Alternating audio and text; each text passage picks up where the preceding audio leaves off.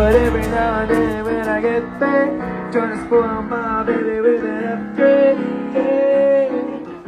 Oh, we be fancy like Applebee's on a date, running through my veins for you. What do I do with all this? What do I do with all this?